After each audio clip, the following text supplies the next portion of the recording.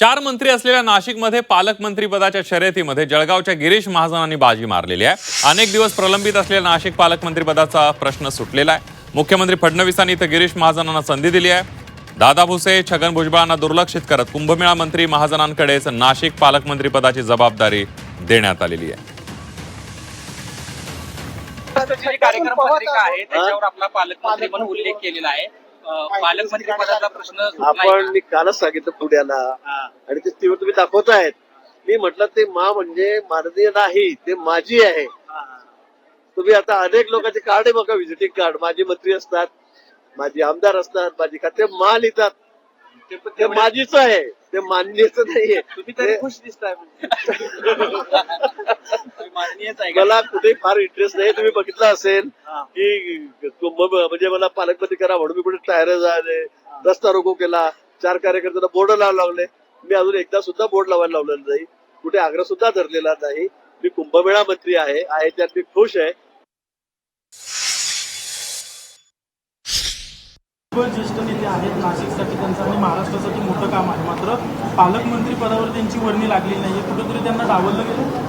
हा प्रश्न तुम्हाला राष्ट्रवादी काँग्रेस पक्ष अजित पवार गटाला विचारायला लागेल, कारण का ते त्या गटामध्ये आज आहेत आणि त्याच्यामुळे ह्याचं उत्तर तो गटच देऊ शकेल, मी कसं देणार, तो त्यांच्या गटाचा अंतर्गत प्रश्न।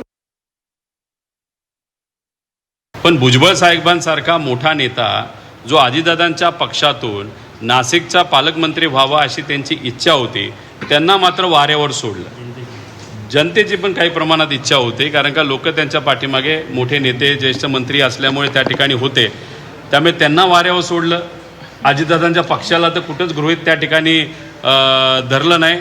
अजितदादांच्या पक्षाला रायगडमध्ये कॉम्प्रोमाइज करावं लागलं, तशी तिथं नाशिकमध्ये मागणी असताना तिथेही त्यांना कॉम्प्रोमाइज करावं लागलं। म्हणजे अजितदादांच्या पक्षाला सगळीकडेच कॉम्प्रोमाइज करायचं ठरवलंय का काय, असा प्रश्न त्या ठिकाणी निर्माण होतो। तो अधिकार मुख्यमंत्र्यांचा आहे, त्यामुळे मुख्यमंत्र्यांनी जे जाहीर केलं की आपल्याला मान्य करावंच लागेल। परंतु मला एकच म्हणजे माझी एकच अपेक्षा आहे की सर्वसामान्य लोकांचा विचार करून काम व्हावं, एवढीच माझी अपेक्षा आहे। मुख्यमंत्र्यांचा अधिकार असतो कोणाला मंत्री करणं असं म्हणतात, कोणाला पालकमंत्री करणं, पण हा 2 जिल्ह्यांच्या पालकमंत्री पदाचा तिढा गेले वर्षभर दिल्लीमध्ये पडला होता।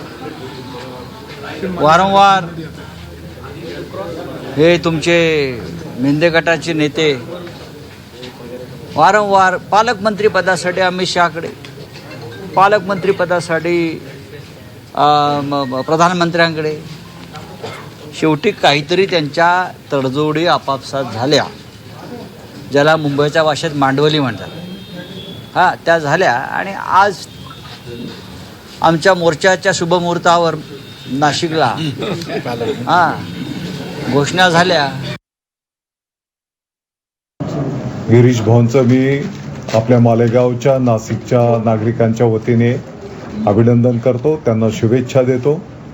येणाऱ्या काळामध्ये नाशिकचा सर्वांगीण विकास यासाठी आम्ही सर्वजण मिळून त्या ठिकाणी काम करू।